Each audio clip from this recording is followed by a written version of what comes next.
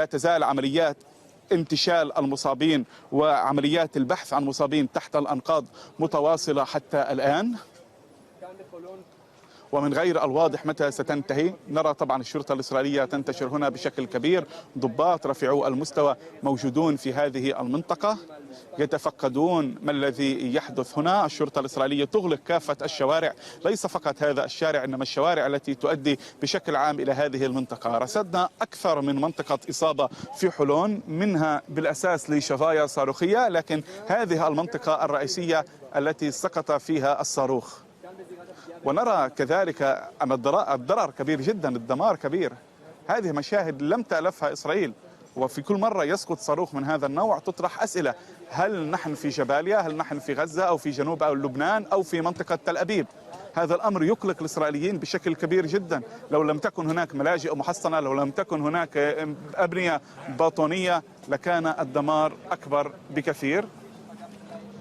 والدمار وصل إلى شوارع مجاورة، ليس فقط إلى المنطقة التي سقط فيها الصاروخ، إنما شوارع مجاورة وصلت إليها الصواريخ كذلك. هذا هي أثار الدمار على السيارات، رغم أنها لا تقع مباشرة عند المجمع السكني المستهدف، هذه عند شارع خارجي، ومع ذلك الدمار وصلها. وفي الشوارع الأخرى المحيطة أيضا الدمار وصل إلى تلك المنطقة نتيجة لتساقط الشظايا. حتى إن تم اعتراض الصواريخ فاعتراضها يكون على علو مرتفع، هذا يتسبب بانتشار الشظايا أيضا في مناطق واسعة جدا. المبنى الأساسي أو المباني الأساسية التي سقط عليها الصاروخ تدمرت بشكل كبير، لكن كما نرى حتى المباني المجاورة في الأحياء المجاورة والمربعات المجاورة أيضا تعرضت لدمار. خسائر تقدر بملايين الدولارات في هذه المنطقة نظرا للضرر الذي يصيب الشقق وأيضا السيارات في هذا المربع فقط، لكن أيضا في المربعات الأخرى التي تضررت. وهناك تساؤلات أيضا في إسرائيل حول قدرة الباطون على احتمال الصواريخ التي تطلق من إيران، لأن رأينا كيف تدمرت جوانب كبيرة جدا هنا، ولكن أيضا في مشفى سوروكا الذي تعرض للقصف في وقت سابق اليوم في منطقة بئر السبع، وكانت هناك أضرار أيضا في المبنى أحمد، نفسه. نتابع معك هذه الصور ونستكمل هذه المتابعة والرصد من حلون في تل أبيب، ولكن الآن مع زميلة وعد هاشم. شكرا فرح. أحمد، أنت أيضا عاينت حجم الأضرار في رامات جان والآن في حلون، كيف تقارن بين حجم الأضرار بين المنطقتين؟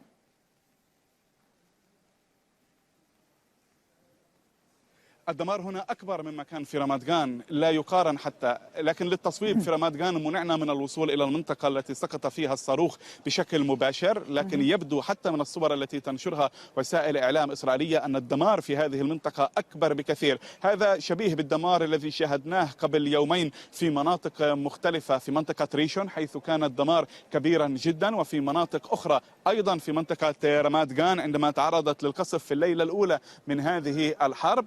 فبالتالي الدمار كبير، وهنا واحد من أكثر المواقع التي تعرضت للضرر وللدمار في إسرائيل نتيجة للصواريخ الإيرانية. أيضا في باتيام كان القصف كبير جدا قبل يومين، وذلك القصف أدى إلى إصابة أكثر من 200 إسرائيلي نتيجة لأن إصابة المبنى كانت في علو مرتفع جدا، فأدى ذلك إلى انتشار الشظايا. قائد الشرطة الإسرائيلية موجود في هذه المنطقة ويقوم بأعمال تفقدية فيها للاطلاع على آخر التطورات نتيجة لهذا القصف. كذلك رصدنا وزيرا إسرائيليا ومسؤولين إسرائيليين أيضا في منطقة سقوط الصاروخ في بورصة رامات جان خلال نفس الرشقة في ساعات الصباح. أيضا ما الإجراءات الإضافية التي تقوم بها السلطات الأمنية والشرطة؟ للاندفاع تدمرت النوافذ حتى في المناطق التي لم تسقط فيها الصواريخ بشكل مباشر. هذه نتيجة للقوة الاندفاعية الناجمة عن ارتطام أو انفجار الصاروخ. نرى حتى النوافذ كيف تفجرت في المناطق التي لا تقع مباشرة في منطقة استهداف الصاروخ. هذه إشارة إلى قوة الصواريخ الإيرانية غير المتوفرة هذه القوة لا لدى حركة حماس ولا لدى حزب الله اللبناني.